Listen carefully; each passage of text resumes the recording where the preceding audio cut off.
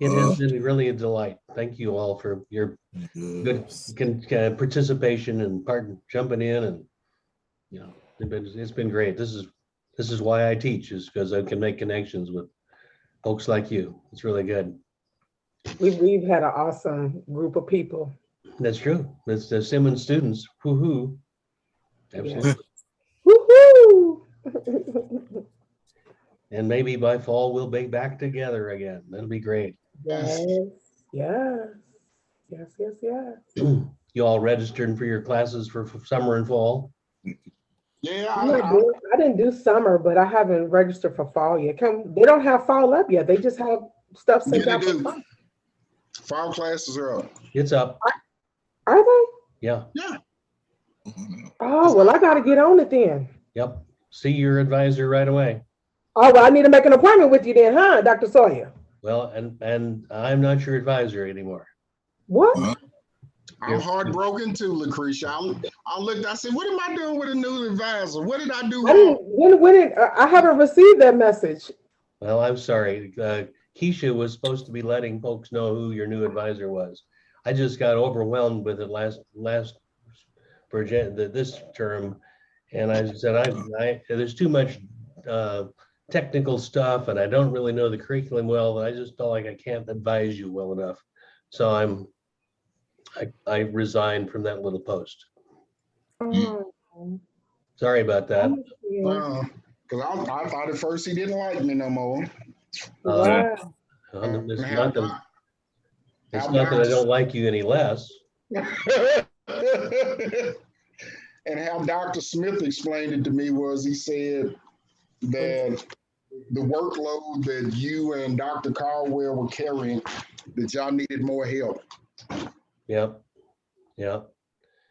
So do I need to get in contact with Miss Keisha and ask her, or? Yes. That would be the direct route. She should know who your new advisor is.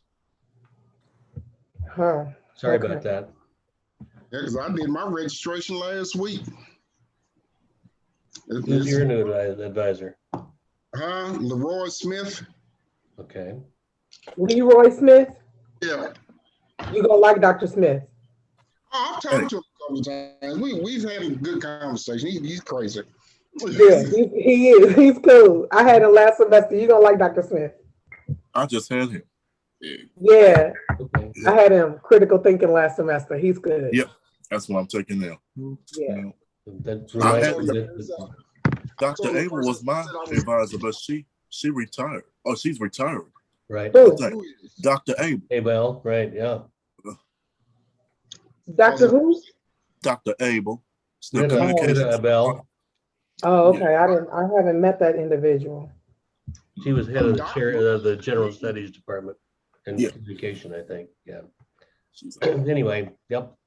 Wow. So yeah. And Dr. Brogdon is moving out of being the chair of the Religious Studies Department because he has got this big grant to start a Black Church Studies program with Baptist Seminary of Kentucky, which is his other employment. He's faculty in both. So Dr. Caldwell will need some help with that as well. Oh, wow. So is he still going to be teaching though? I think so, yeah. Just not chairing the department. Oh, okay. You great people kill me. I want to tell you that. Oh, give us a break, Kim. Like, you're so dumb. No, you can't be making profound changes in people and leaving. How dare thee? I know. David, how dare it die? Well, you see, what you forget is, if you read the Old Testament carefully, this is using my method, the God is about change. God is not about keeping things permanent. That is true. So true. God even changes God's mind in the Old Testament. God repents. God can be influenced. So it will let him influence you when you go to Kroger's next Thursday to keep doing what you're doing. You shall find him in the fruit section with your boot out He's Kim, I'm gonna looking need you to mute your. I'm gonna need you to mute your mic. I'm gonna need you to mute your mic. just saying. If I'm crazy enough to tell people they going to hell over my report, The class and Kim didn't say something crazy. Okay, you guys. Now you're out of control. And I'm sorry I caught that on recording, so that's there for posterity. It's up on YouTube, so everybody will now see it. So there. So let's start with, before we should do the screens, do you have any questions about the review, or preparing for the exam, or anything else? I'd rather answer questions you ask than answer questions nobody asked. No, but we left off at number 13. I Let's do remember it. that. Left off at 12. No, we was at number 13. Did we talk about 13 yet? No, we did not. Okay. Then you're both right. 12. You know, Lucretia's gifted. I don't remember 12. Trying to put the Jedi mind trick on me. Oh. Yeah, we did talk about why Black Christians separated from white churches. We did. We said they wanted to be able to control their own services, and they were told they weren't good enough to pray with the white people. We talked about that. I'm gonna need y'all to be a little bit faster now. Yeah, and that got us off on how white folks get uncomfortable. There's too many Black folks around, and that sent us off to the protests over the weekend, and there we went. That's what. Malik, help us now. All right, so number 13. What beliefs and priorities led white Americans in the South, particularly, to hold on to the institutions of slavery, despite the clear contradictions between Christian religion and owning and mistreating human beings? What were they doing? What were they thinking? What's going on? Economics and believing that Black people were less than. Two things, exactly right. Yeah. We can protest all we want about how we're quoting from the Bible, and it's in our, it's the way God intended things to be, but it often has economic, financial benefit for me when I'm pushing that kind of deal. Absolutely right. And the whole white supremacy thing is there as well. Thank you. So what are the two white, we've talked about this some, white denominations that attracted most Africans in the early years of the American Republic?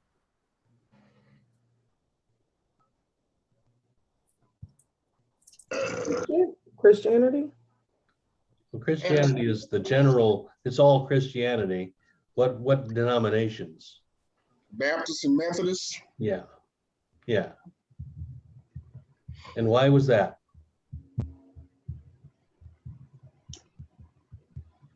Because of the freedom they had to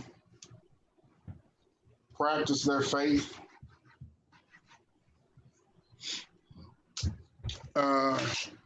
Plus it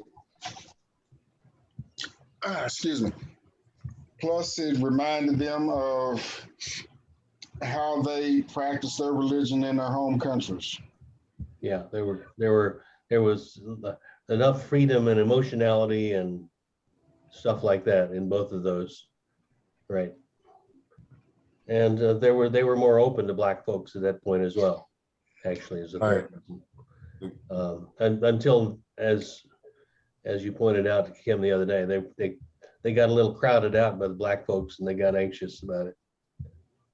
So now thinking about the Black church, we kind of moving into the history and development of Black churches in America and the Methodists. What are the three major Black Methodist denominations? Where did they start, and what are the differences between the North and the South in them? We got AME, we got AME Zion, and we got CME. Right. AME was out of Philly, AME Zion was out of New York, and CME was down south. Out in the South, right. So now I'm a little stuck as far as the differences on the North and south. I don't quite remember that part. Who can help with that part? The North was more of a mindset, especially when they began to segregate from the Union of desegregation.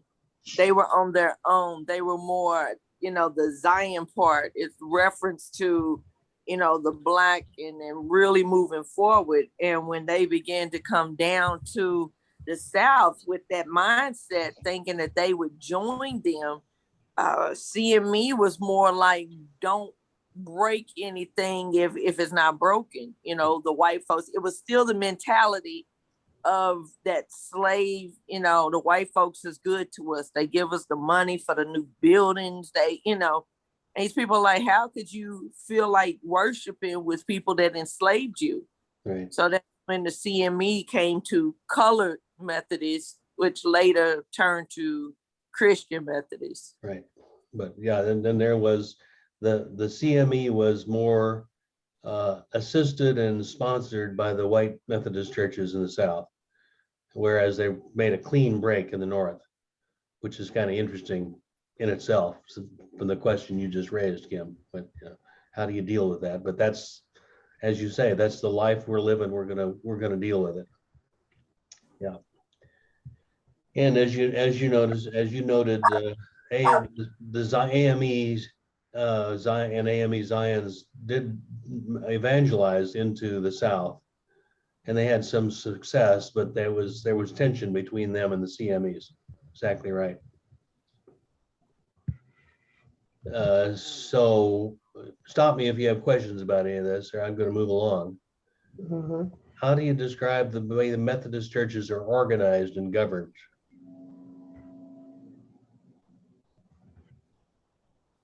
Mm.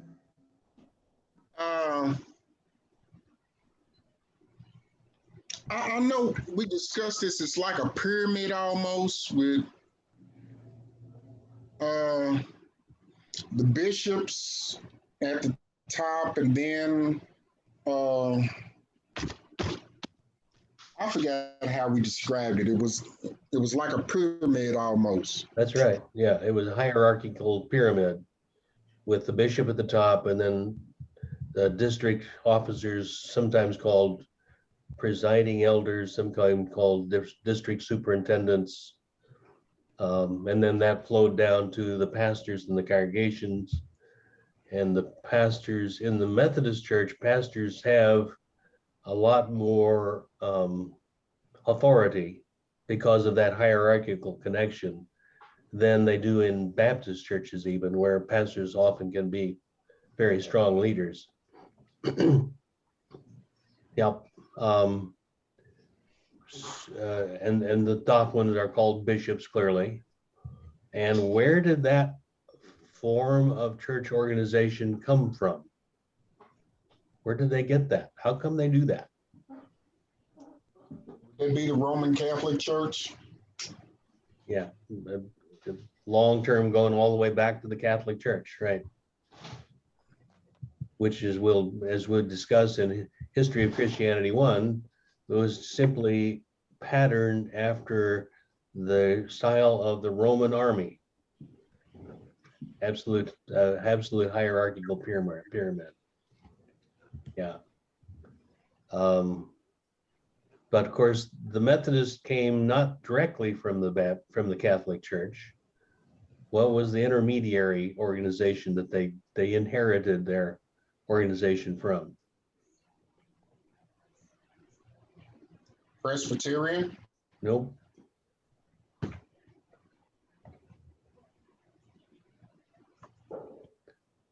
Presbyterians don't have bishops. Okay. I can attest to that.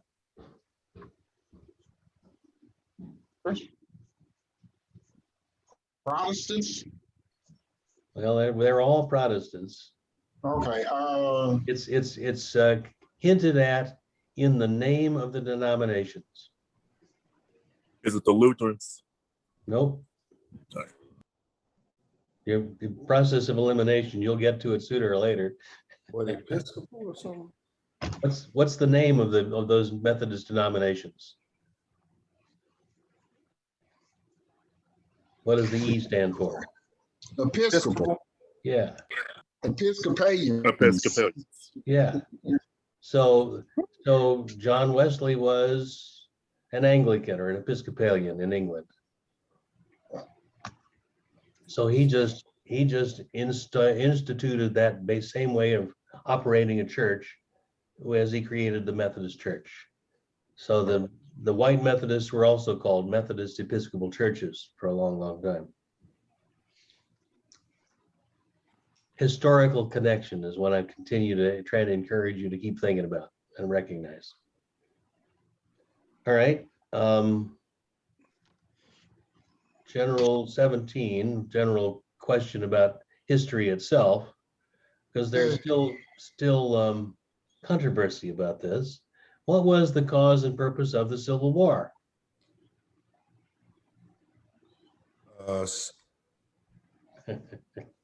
Say more. Was it the South and the Union? I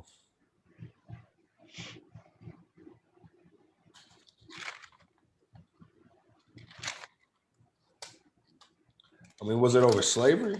Yeah, Yeah, it was over slavery, right? yeah. But they wanted to claim it was other things like states' rights. Right. Well, I was gonna say that too, where the whites of the South had felt that the North had no right to infringe on how they wanted to run their states. And they felt they should be able to run them freely as they wanted to. But the North felt that they shouldn't use slavery as part of that. Right. Yeah, the fancy name for what you both are talking about is called states' rights. The claim it was over, we're from Virginia and nobody in the North, and certainly nobody in Washington, D.C. can tell me what to do. There's still a lot of that going around. Oh, yeah. But that's the presenting argument when it really is about slavery or not. You can't tell us we can't expand slavery as far and as wide as we want to. And folks in the North were thinking we got to limit slavery. We can't keep expanding it in America. And so that became the crux of the matter. It wasn't that they disagreed about politics. They disagreed about economics and self-interest and the willingness of some people to own and mistreat other people. Period. Dr. Sawyer, didn't it also include the religious aspect of how can you worship like and believe in the same pretenses we do in the North, but then have slaves and still want to worship like we do? You know, I haven't heard a lot about that in terms of discussed as a cause of the Civil War, but it was certainly in the minds of people, I think. In fact, remember the Southern Baptist, the white Baptists split in 1845, long before the Civil War, over the notion of slavery. Got you. Pure and simple. Time frame. I'm sorry. Do what? I said I'm all out of time frame. I remembered that, but I didn't remember the time. Yeah. So I'm before the Civil War. Yeah. So there was that too, and that was still going on. A lot of the other white denominations split up at the time of the Civil War. So the Methodists and the Episcopalians and the Presbyterians and the Lutherans all split into separate denominations as their states withdrew from the Union.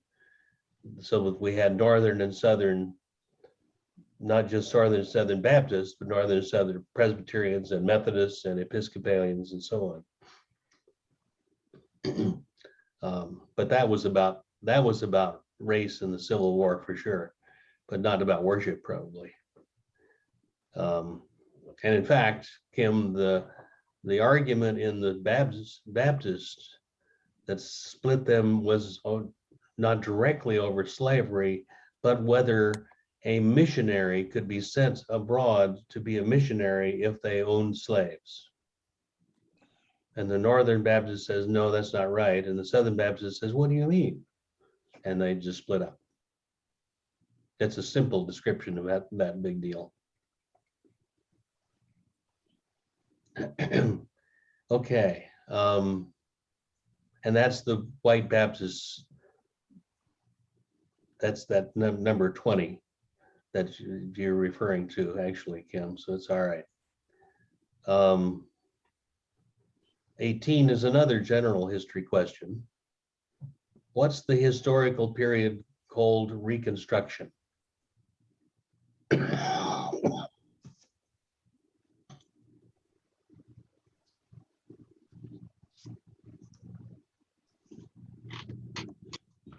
period after the Emancipation Proclamation, before, I guess after slavery ended, right? Right? And it was before the period before, like you saw them trying to implement like the Jim Crow laws. Right. And stuff. Right. You have any idea about how long that lasted? What was it, like 10 years? 8 to 10, depending on how you count it, but yeah.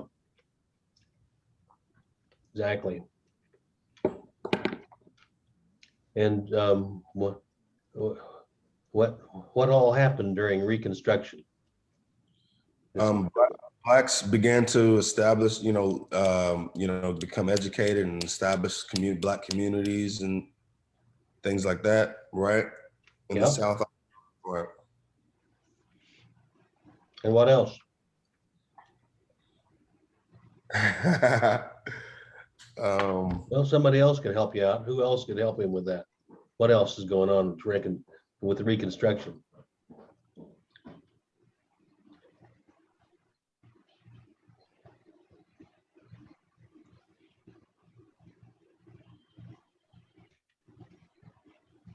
I'm all off in answers like 9 and 10 pieces apart, but didn't there become a shift?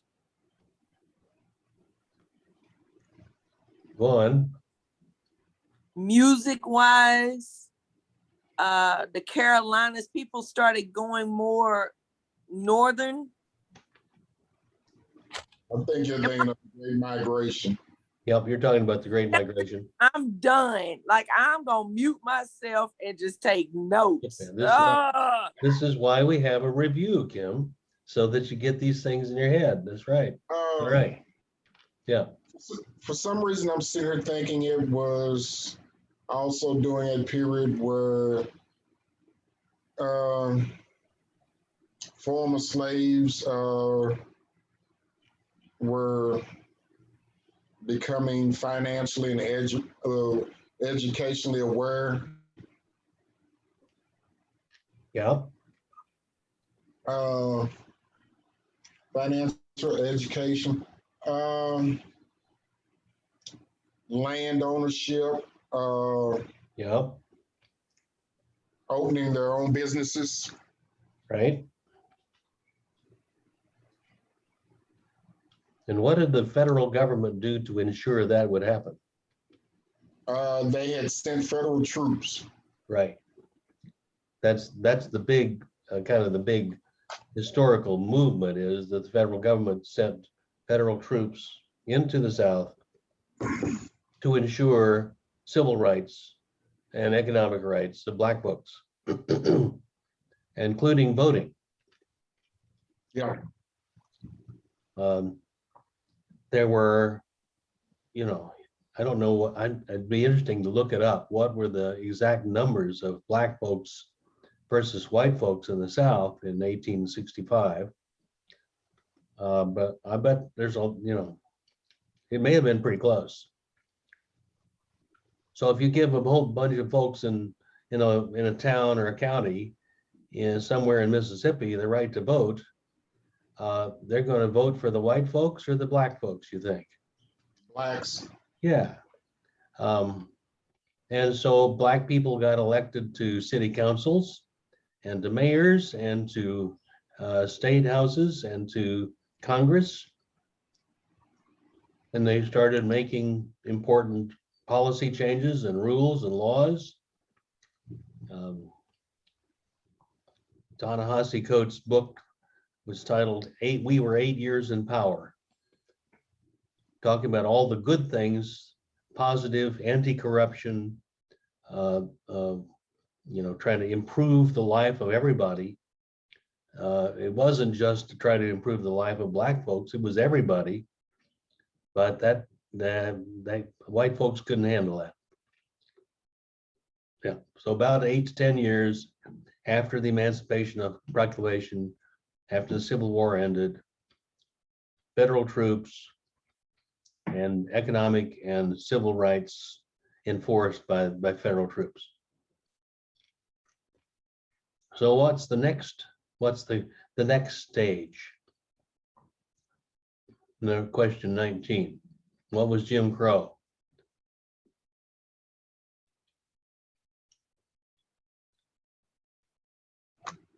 The laws that were established to, limit black, voting rights and, certain towns and areas, neighborhoods, schools, facilities established like in the South. Yep. And how did that ferment of Reconstruction just go away and go into a prolonged period of Jim Crow laws and customs? Why in the world did that happen?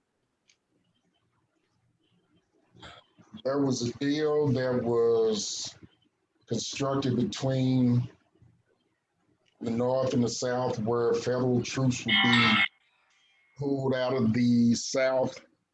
Right. And after that, states in the South began to construct their own laws and rules about voting, education, and leaders of, different state and city municipals. Yep, exactly right. Exactly right. So the federal government lost its nerve, withdrew the troops. The anti-black folks got elected to national offices. All just went away. Exactly right. And so, no more black businesses, no more black school, no more good schools for black folks, no more voting.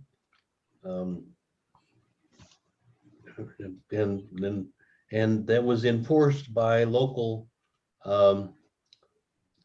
vigilantes that eventually became a little organization with sheets. What did they call that one? The Ku Klux Klan. Right. That was Police. Yes, go ahead. No, I said the police. Yeah.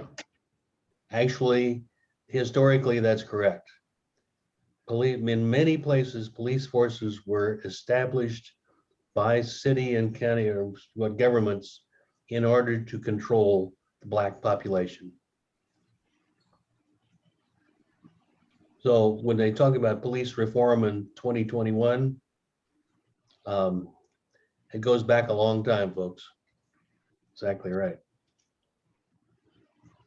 And the Ku Klux Klan was an informal organization put together to enforce white supremacy by terrorism, which is what we would call today terrorism. Don't need to go into the details about that. You know that better than I do, I think. So how long did Jim Crow last in America?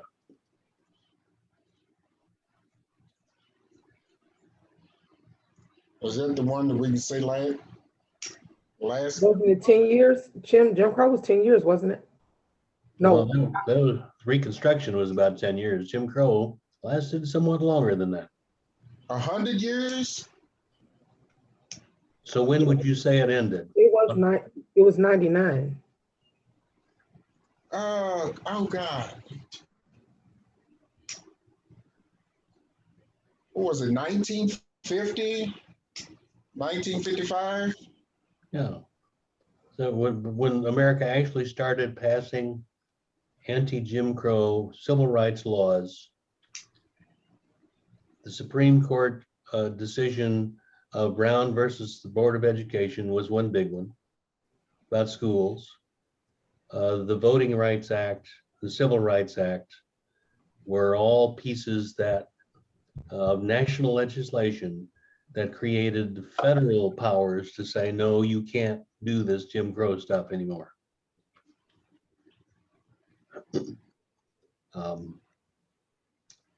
So yeah, into the 1950s. So, 65 to 75. So about 75 years worth of Jim Crow. And of course, we know it's slipped back into practice with the Reagan Revolution and the Tea Party and the conservative evangelicals.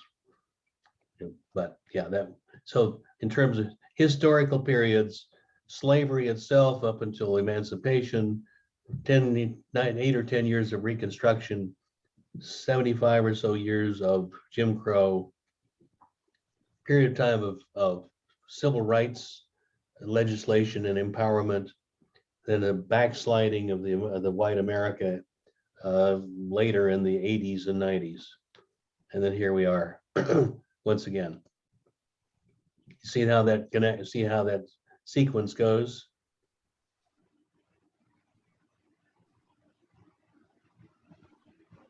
So we talked about 20 earlier, about the white Baptists and the division of the country, and how the Baptists divided in 1845 over slavery, and the leaders of the Southern Baptist Seminary here in Louisville were all big Confederate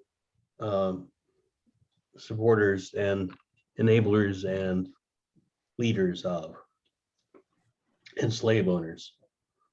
That's just important to remember as we're looking at who are the good guys and who are the bad guys in history.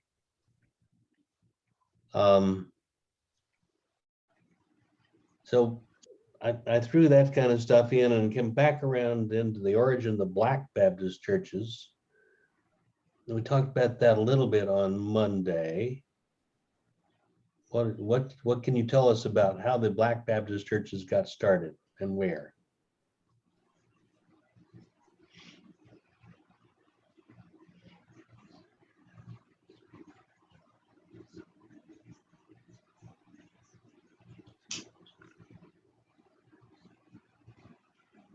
Okay.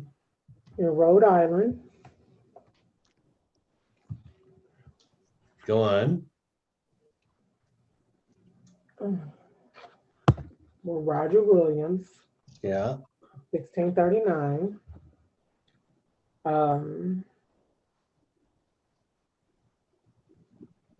It was in the early 18th century, Rhode Island was more of a Calvinistic type of setting. There were like two churches, two separate type of churches as well later on in like 1707. I have told you about the Peculiars.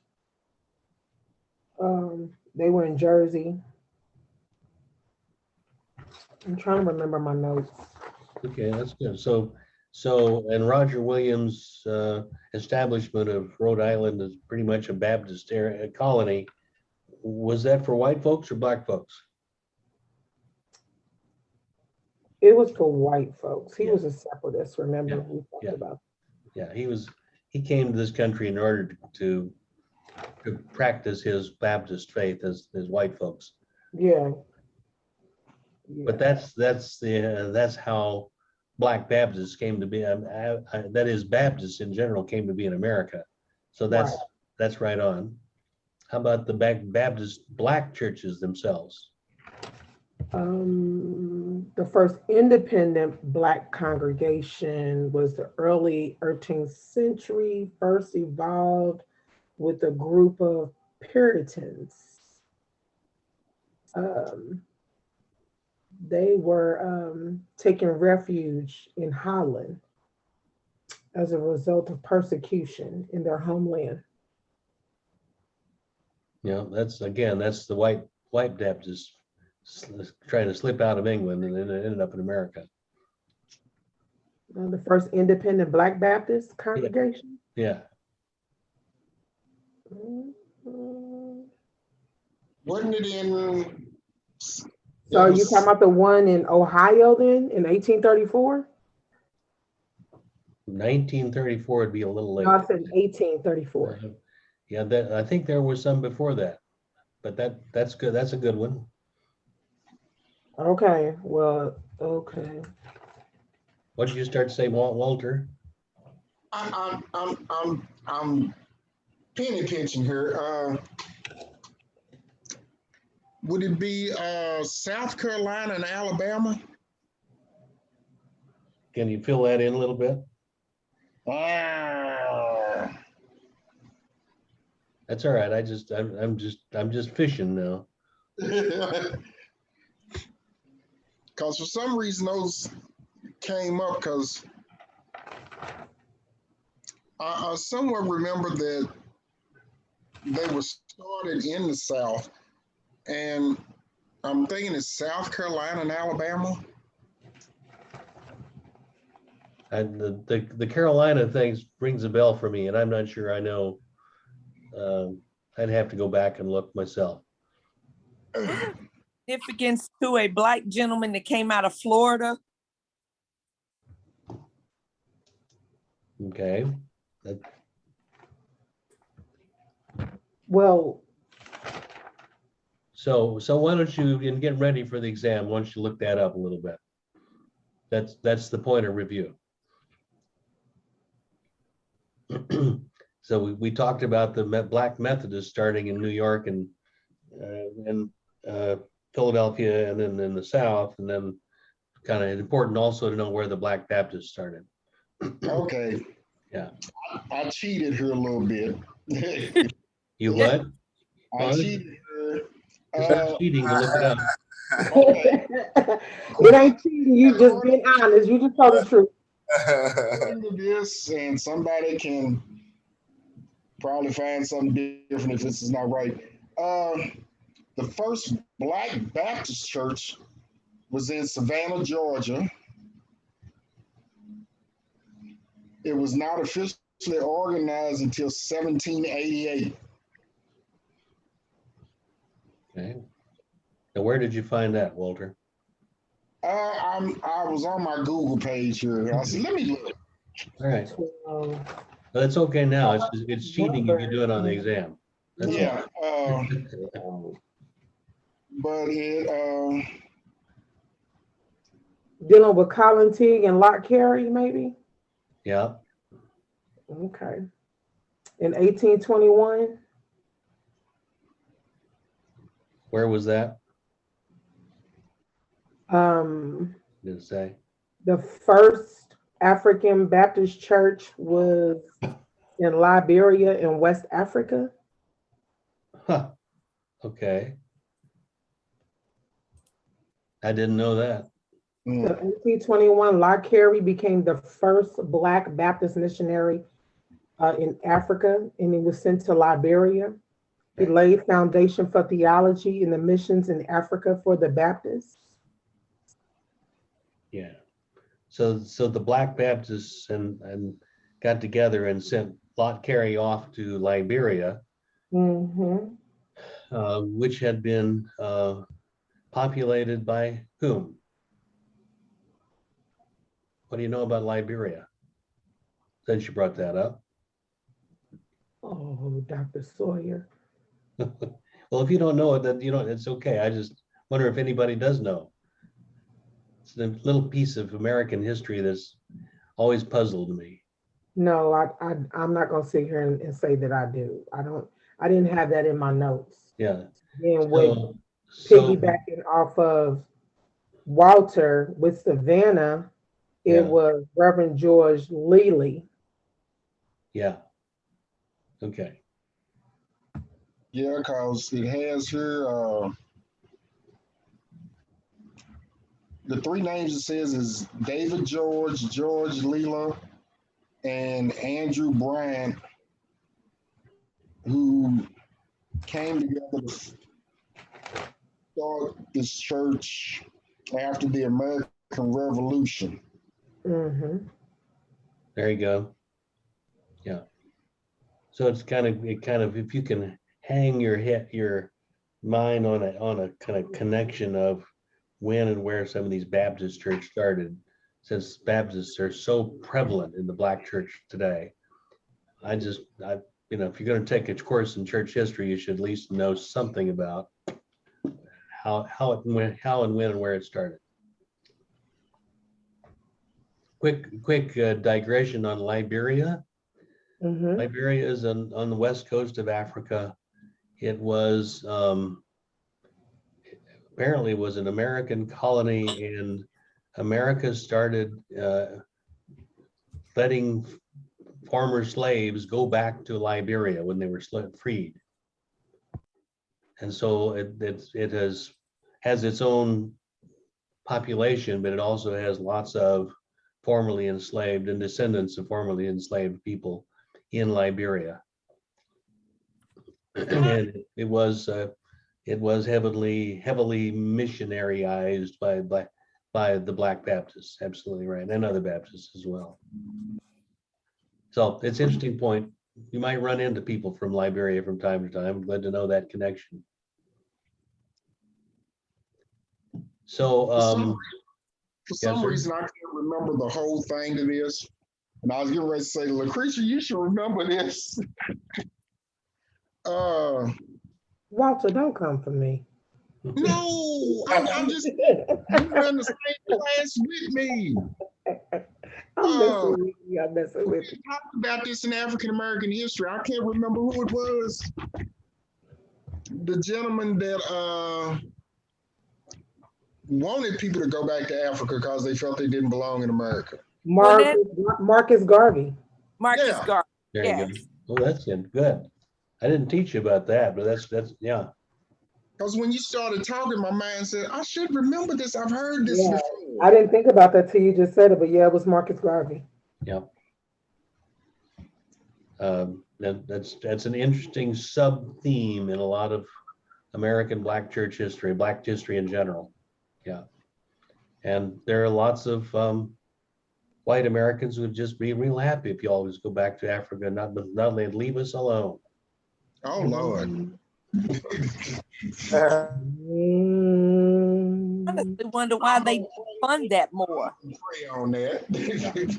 Yeah. I'm gonna go on and mute my mic right now. Okay, so let's move on to number 23. We talked about Southern Baptist Seminary. 23 is, how is the organization and governments of the Baptist Church similar or different to the Methodist churches?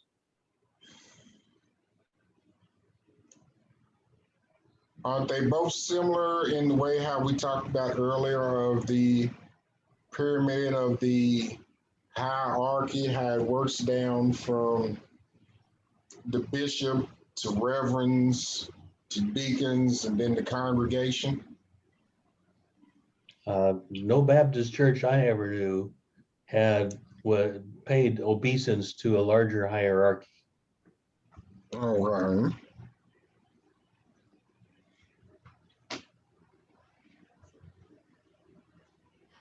Anybody else have a sense of how the Baptists are organized? Well, You have your deacons. Yeah. You have different jobs. You have your board, I should say. Yeah. they're called sometimes deacons, sometimes other things. Yeah. And those folks are appointed by the pastor or the bishop? Yes, and No. they do all kind of duties. They assist the pastor when he's not able to be present.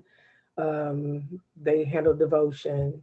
They handle the sick and shut in. They do communion. They deal with a lot of the funds and management for the church. They deal with just a lot of major and miscellaneous duties within the church. That's how that basically goes. But the deacons play a major part of in the Baptist.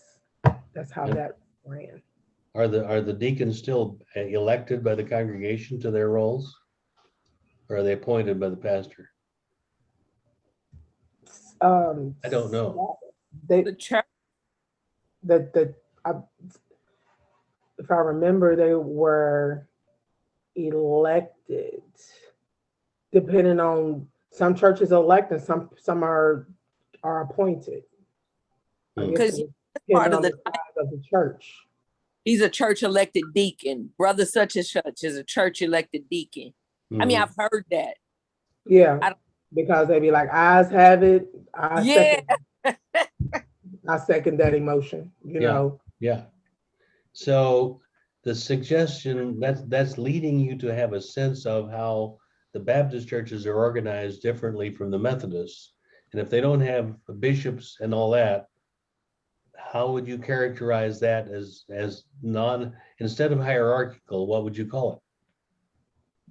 If you elect your officers, Free will. that gets at it. Social. electoral. Was it liberal or I don't know. Well, I would call it democracy. Okay. The Baptist church is governed by the congregation and the elected leaders, and the pastors usually get elected by the congregation. They're not appointed by bishops. They're not answerable to anybody else. They have their conventions, but every congregation is absolutely independent by themselves and have their own governing process and bylaws. Usually Baptist churches are pretty similar in that, but they're all very democratic, as opposed to appointed by the bishop and the pastor. Very different notion of how do you run a church. And when you see it's coming out of the separatist white Baptist tradition, going all the way back to what was Williams in Rhode Island. They were trying to get away from somebody running your life or telling your church what they ought to do. They wanted it independent. So they created a Baptist notion, which is very open, free will, democratic in a lot of ways. A very, very different kind of organizational structure and way of running your church. You can study churches and denominations by looking at their different governance methods. We'll get into Pentecostals and the prosperity and the mega churches compared with that, and there's some mixture of all that, but that questions about what I'm talking about, the history of Black denomination?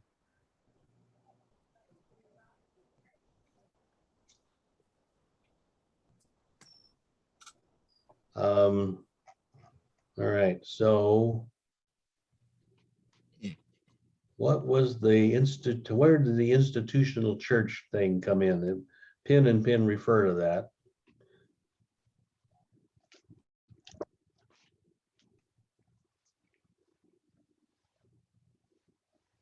It's really connected in a way to the Great Migration 26, now that I look at that.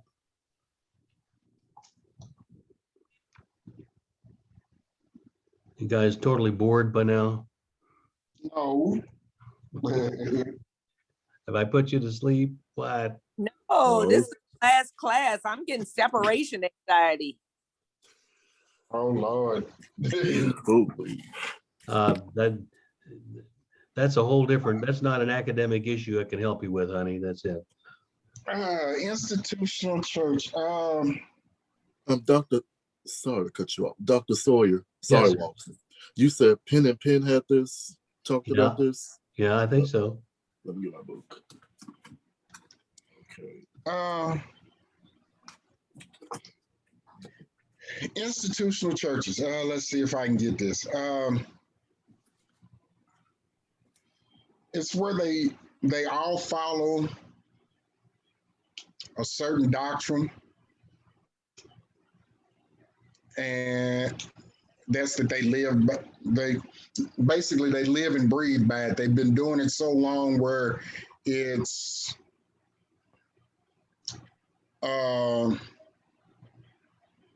like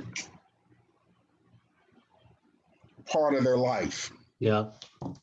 That is Like it's something. that's the usual definition of institutional church, for sure. In the Black church, it also had a different connotation as a result of the changes in the church and demographics around the Great Migration. What did you say, Walter? I'm sorry. Repeat that. Repeat that. Basically, what I was getting to, where they have done the same thing so much over and over, where it's just common practice for them now. Okay. Okay. I see when I kept looking at it, the word institutional, I'm sitting here thinking, and then I'm like, okay. And for some reason in my mind, I started thinking about people going to jail and being institutionalized. Yeah. I said, okay, let me notice that. Okay, they're used to doing this way. Right. Yeah, and you get, and ordinarily that's a critique of the church in general, and usually late 20th century for sure, of churches that lost their real fervor for mission and their purpose, and they just were too busy doing the business of church, because this is what we do. We have our meetings, we have our worship services, we have our elections, we sell our, we have our pot pie suppers, whatever. That's just what we do, without saying, but why did Jesus put us here on this corner in the first place? That's that criticism. In the early 20th century, Black churches moved from a much more informal, here's the answer, much more informal way of running their churches. They just had to survive however they had survived in a difficult situation.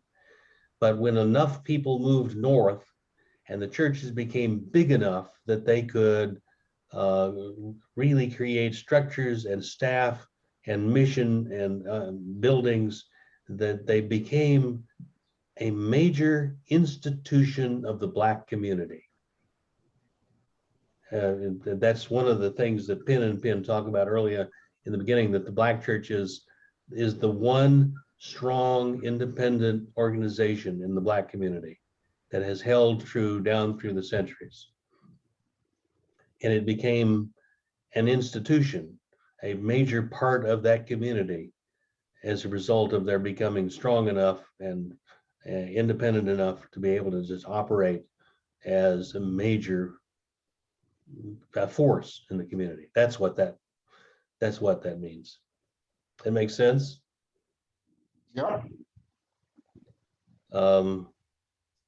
So we're getting down to last 15 minutes, and we might get through some of this, but not all of it.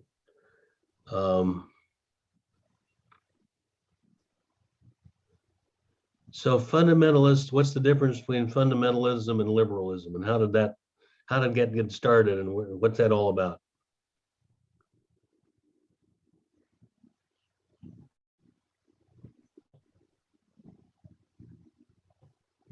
Basically, like taking the Bible in literal text, as far as the structure or how they would run, how the church's doctrine, I guess, would be, Right. or Right. structure. Yeah. That. And fundamentalism was a created, and my point about fundamentalism, and it was created mostly by white churches, but a lot of folks have picked up on it, in order to modernize Christianity to make it fit with modern scientific understanding. So they took the Bible as scientific facts. You see, we believe in science too. It says the world was created in 7 days. Well, there it is. That's the way it was.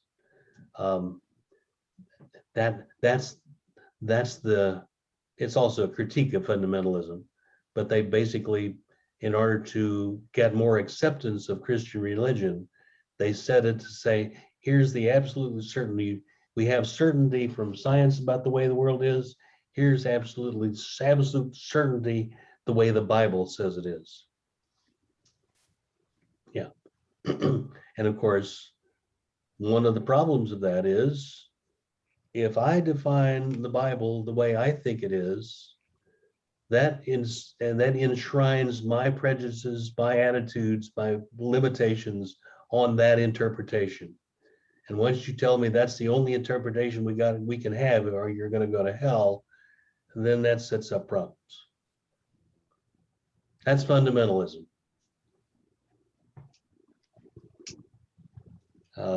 What was liberalism?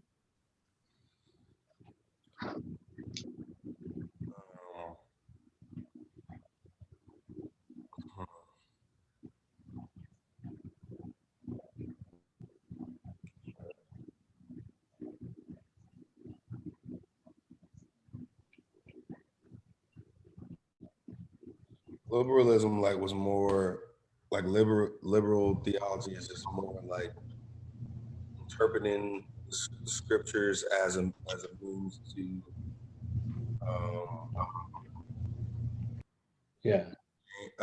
make let me see. I don't know I'm trying to the best way to explain liberal. You're getting at it. They was willing to adjust to others' opinions. They were willing to. Is it taking of what the Bible meant literally and trying to put it in their own words? But Sorry to interrupt, Dr. Sawyer, but I have to go back to work. My lunch is currently over. I say that again, please, Maya. I didn't hear all of that. She says she got to go back to work. Her lunch is currently over. I got to go back to work. My lunch is over. Okay, good. Glad you were with us, Derek. Holler if you have any questions. Okay. Thank you. Hi, Ma. Right. Bye, Maya. Bye. So the liberals and the fundamentalists were reacting to the same basic, here's all this modern scientific understanding of the world. And fundamentalist says, let's shut that down and call the Bible our science.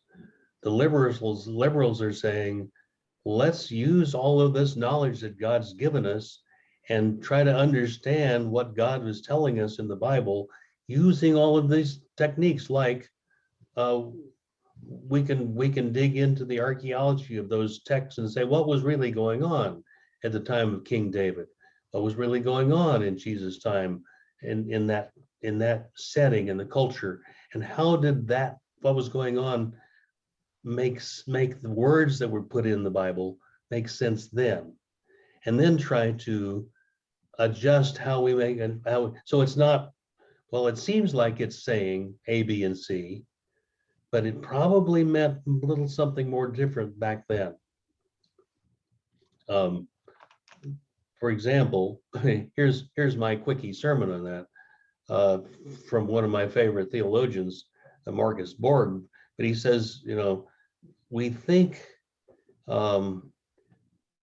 we think that the Bible folks, people who wrote the Bible, were stupid because they took this stuff literally. They talked about miracles and salvation and stuff, and they took it literally. And now we have to look at that carefully. No, they were allegorically thinking people. They were culturally storytellers. They wanted examples and metaphors. And we are stupid enough to take what they said literally.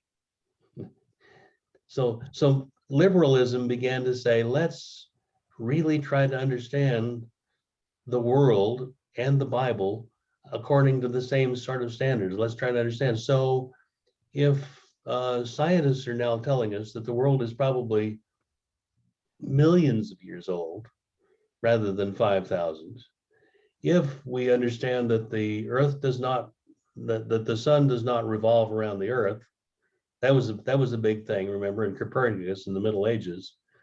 The Bible says it does. We can begin to adjust how we understand the Bible based on how we understand what's really happening in the world.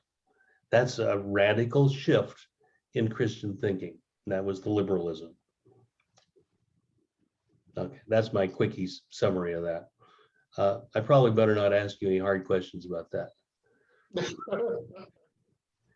I do want you to have in mind that those were important historical religious developments that shaped Christianity in the 20th and 21st century. So in a couple of little time we got left, what can you tell us about when and where the Black Pentecostal movement began? We've been talking about this since the beginning of class.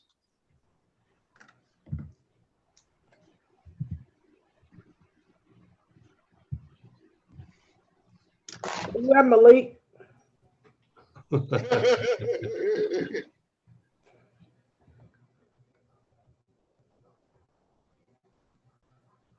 Malik, go to sleep. Did we lose him? So you remember the name of the church where the Black Pentecostal movement started in California? Azusa. Yeah, into Azusa Street. With what was his name?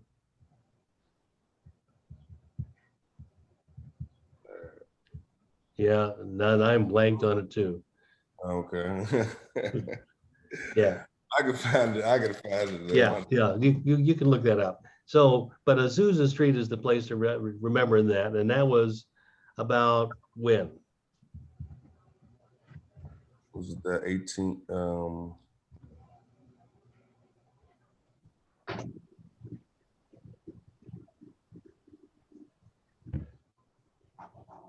Actually, it was the 1900s. 1971. No, you're thinking about the beginning of the prosperity folks. Right. But Black Pentecostalism started in I want to say in the teens somewhere, 17. I've lost the date. But when you look at Azusa Street, you'll see in Pin and Pin or online or whatever, you'll see where that started and what the name of the pastor was. That they began to teach a way to encourage people to speak in tongues to get the gift of the Holy Spirit. Right. So what about Black gospel music? There's another historical movement that has influenced a whole lot of things in America today. Mm-hmm.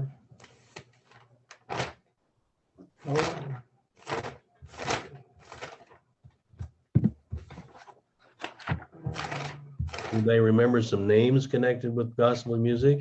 I'm gonna dig it up now.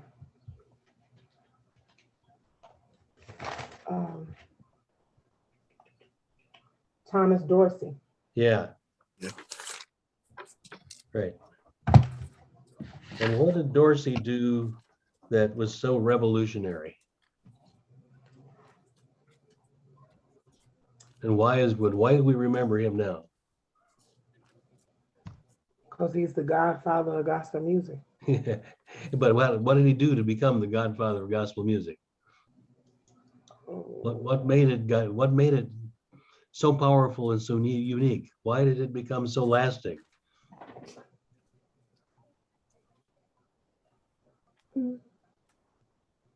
Why does nearly every church have a gospel band with drums now?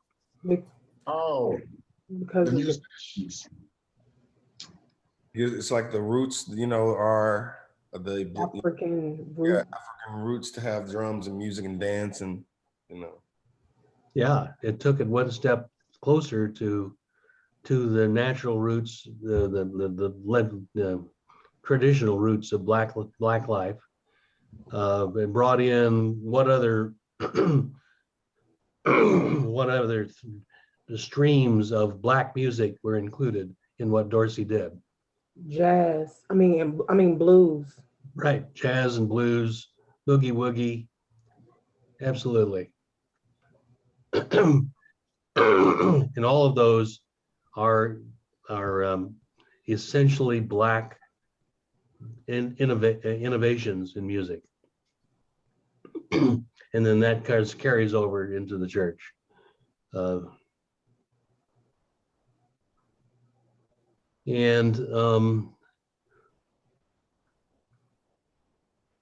What he did, he had the call and response going on. Yeah, call and response is another piece, right? And that's also a piece of black faith as well. Yeah. So so from here till the exam, make sure you bone up on the prosperity gospel, liberation theology, theology in general, and kind of thinking about the civil rights movement. The last question, number 36, think about your understanding of the current reality of Black churches in America, including the varieties of types of Black religion, and how that has been helped by how what you understand about all that has been helped by what you now know about the history of Christianity from this class. This is the put it all together question. Learning history by itself doesn't mean a thing unless you say, I now see why things are the way they are. I understand how things have come into being, which then also helps you, and here's another sermon from the old professor, also helps you know things can be changed and radically improved. Just because we've always done it that way doesn't mean it has to continue to be that way, because it wasn't always that way. There were no Black Baptist churches in 1622 when Black folks came to America. It's all part of that historical movement. There were no Black Methodist churches. There was no Black liberation theology. It's all has come through all of those streams of history, become a single story now. So think about how you understand current reality of Black religion, your own experience of Black religion, has been helped by your knowledge of the history of the Christianity. So there's going to be an exam. Big surprise. I will put it up on Canvas on Wednesday. It will be multiple choice, matching true and false, and probably one essay question to help you put all these things together. It is worth 40 points of the total 100 of the class grade. 10 of those points is the weekly reports, 25 and 25 were the midterm and the paper, and the final is 40. Heavily weighted to see, did you get something out of this? Did I hear a groan?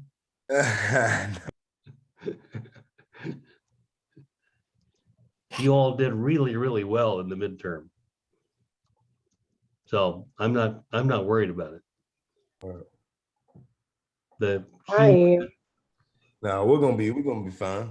No, we're gonna be fine. help each other out. Just get nervous. taking That's time. 40%. All right. This has been a wonderful class. Thank you all very much for your participation. You're thinking with me, your insights. You've helped me learn a bunch of things as well. It's always good to be part of Simmons College. Thank you. Love you Yes. all. Thank Love you too. Yes. All right, Love you Bye, all. family. Love y'all Love too. y'all.